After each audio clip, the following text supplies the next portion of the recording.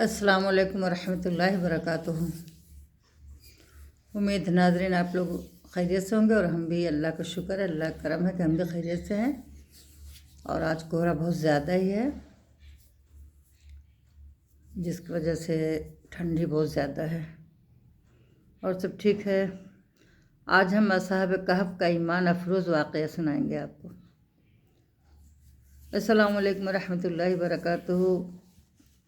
حدیث شریف میں سورہ کہف کی فضیلت بیان کی گئی ہے کہ جو شخص جمعہ کے دن یا رات میں اس سورت کی تلاوت کرے گا وہ فتنہ دجال سے محفوظ رہے گا۔ اور یہ بات یاد رکھنی چاہیے کہ جس سورت کی جو فضیلت بیان کی جاتی ہے وہ چیز اس سورت کے مضمون میں چھپی رہتی ہے اور اس کی تعلیم دینی مقصود ہوتی ہے۔ چنانچہ اگر ہم سورہ کہف میں غور کریں تو معلوم ہوگا کہ اس میں بطور خاص اصحاب کہف کا واقعہ ذکر کیا گیا ہے۔ اس لیے میں اس مضمون میں واقعہ اصحاب کہف کو میں ذکر کروں گی اور اس سے جو نصیحت، عبرت اور تعلیم ملتی ہے اس پر روشنی ڈالوں گی۔ اصحاب کہف کا واقعہ قصص القرآن مولانا حفظ الرحمن سیوحاروی رحمۃ اللہ علیہ کے مطابق ان کا واقعہ حضرت عیسیٰ علیہ السلام کے ابتدائی اور دور میں پیش آیا۔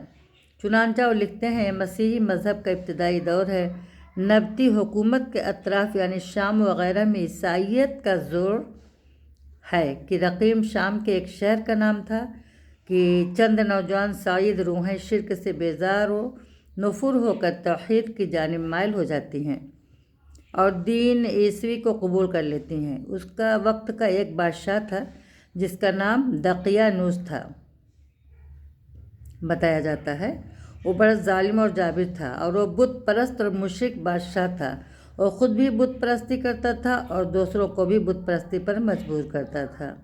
اگر کسی کے متعلق معلوم ہو جاتا کہ وہ دوسرے مذہب کو مانتا ہے تو فوراً اس کو قتل کر دیتا تھا، جس کی وجہ سے لوگ بت پرستی پر مجبور تھے اور انتہائی خوف و دہشت کا ماحول تھا۔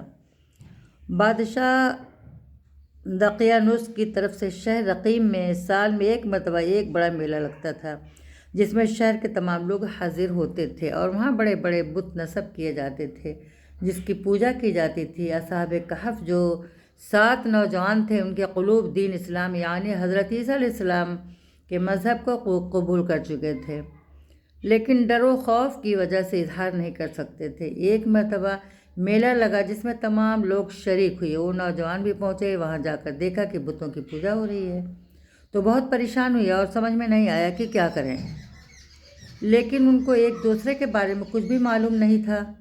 چنانچہ ان میں سے ایک اس مجمع سے نکل کر ایک میدان میں جا کر بیٹھ گیا۔ دوسرے نے بھی ایسا ہی کیا، یہاں تک کہ 7 نوجوان اکٹھا ہو گئے، لیکن ابھی کسی کے بارے میں کسی کو کچھ بھی پتہ نہیں تھا۔ جب بہت دیر ہو گئی تو ان میں سے ایک نے ہمت کر کے دوسرے سے پوچھ لیا کہ تم میلہ اور مجمع سے کیوں چلے آئے؟ اسے ہمت کر کے بتا دیا کہ بت پرستی سے بچنے کے لیے آیا ہوں۔ اس کی بات سن کر سوال کرنے والے نے کہا کہ میں بھی اسی وجہ سے آیا ہوں۔ اس طرح 7 کا مقصد معلوم ہو گیا اور وہ ایک ہی مقصد تھا، بت پرستی سے بچنا۔ بعد میں بادشاہ دقیانوس کو ان 7 نوجوانوں کے بارے میں پتہ چل گیا کہ وہ بت پرستی کی مخالفت کرتے ہیں۔ چنانچہ اس نے 7 کو دربار میں بلایا اور ان سے صورتحال پوچھا تو قرآن کریم نے اس کو اس طرح نقل کیا ہے،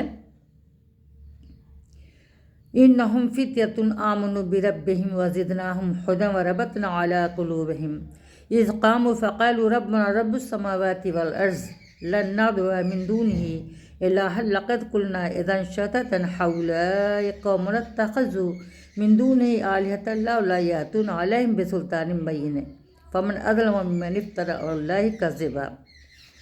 یہ چند نوجوان لوگ تھے جو اپنے رب پر ایمان لائے تھے اور ہم نے ان کی ہدایت میں اور ترقی کر دی تھی اور ہم نے ان کے دل کو مضبوط کر دیا تھا۔ جس وقت بادشاہ کے سامنے کھڑے ہوتے تھے پھر کہا تھا کہ ہمارا رب زمین و آسمان کا رب ہے، ہم تو اس کو چھوڑ کر کسی اور کو معبود نہیں پکاریں گے۔ السلام علیکم ورحمۃ اللہ وبرکاتہ۔ بقیہ انشاءاللہ کل۔ السلام علیکم ورحمۃ اللہ وبرکاتہ۔